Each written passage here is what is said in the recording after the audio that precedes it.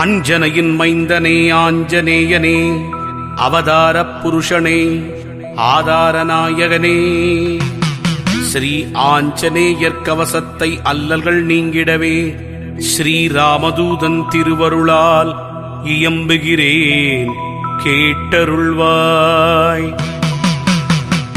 செல்வமாருதியே, சீர் சிறப்பு அருளிடுவாய், சிரம் தாழ்த்தி துதித்தேன், சிரஞ்சீவியே அருள்வாய்.